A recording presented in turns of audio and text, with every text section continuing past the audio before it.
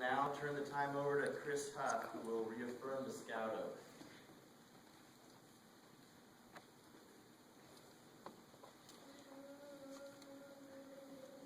Nick and Josh, all along this trail to Eagle, since your very first Scout meetings, you have taken an oath. Do you remember what this is? What is it? I'll do my best to do my duty, take out of my country, to live out loud, for the people at all times, to be myself physically strong, mentally awake, and morally stable. You have just recommitted yourself to the principle of the Scout Oath. You now have a new, more intense obligation to your church, your community, and your troop. The knowledge you have gained in all areas of scouting will better enable you to be prepared for the future and its challenges. The Scout motto of "Be Prepared" now takes on special meaning. Eagle candidate Nick and Josh Salceda, it is now my pleasure to introduce Eagle Scout James Seal to deliver you the Eagle Charge.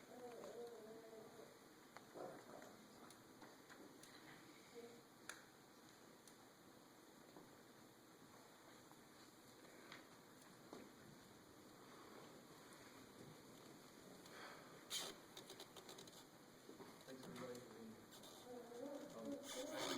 Probably not get through this without crying, just give it a heads up on the Nick, Josh, tonight is my honor to charge you with the responsibilities of the Eagle Scout. But as I have in the past, I would like to say a few things before I do. I have stood before a podium like this on at least 8 occasions prior to giving the Eagle Scout charge. But this one is very special for me. As many of you know, I have been a Scoutmaster, I started as an assistant Scoutmaster over 7 years ago now, and in charge of the 11-year-old Scouts. I started with Dylan, Jared, and Trevor in January of 05. But a new family moved into the ward in September, and suddenly we had 2 new 11-year-old Scouts. They had only attended a couple of Scout meetings. They'd only been here a few weeks when we headed to SCORE. And for those of you who don't know, that's an orienteering competition set over about 10 square miles of rough terrain over near Lake Bridgeport. Well, about an hour into this 3-hour competition, Jared and Dylan come back, and they go out by themselves. And the adult leaders don't go with them. Jared and Dylan come back because Dylan has broken his wrist. So we got him to the medical lodge, but my mind was more on 2 young men who I barely knew out there in country they didn't know in about a 90-degree heat in the middle of October 1st. So about the time that everybody started coming back to camp, to the main area to check in, to finish the competition, sure enough, here they came. They were hot, they were tired, they were not as successful as they wanted to be, but nonetheless, unfazed, and certainly with none of the worries that their Scoutmaster had for them, they were there. I found out years later that Nick and Josh didn't always want to be at Scouts. For a while, their mom had to put them in the car, drive them here, and kick them out of the front door.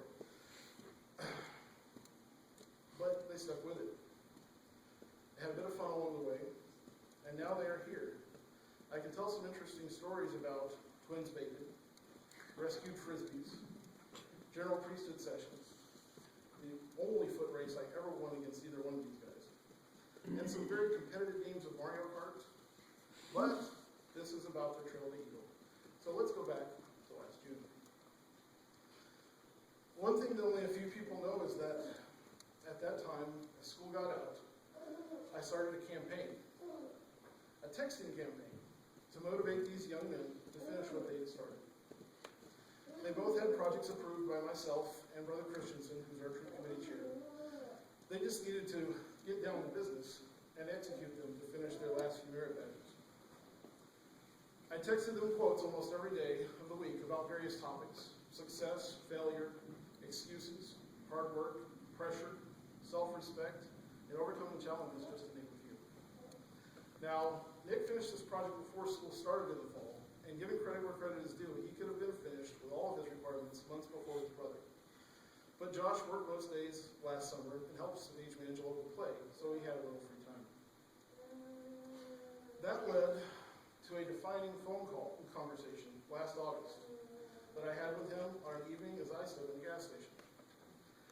I had been thinking about his progress a lot, and we talked for a while, and I asked as candidly as possible how bad he wanted his eagle on a scale of 1 to 10. 7 was the reply I got. I have to admit, at the time, it was more than I expected.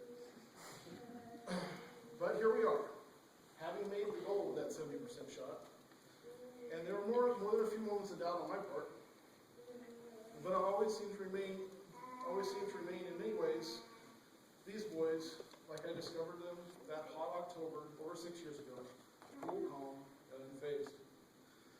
I have gotten to know them better than I ever have in this last year. And I know these young men before you have it within themselves to be great men.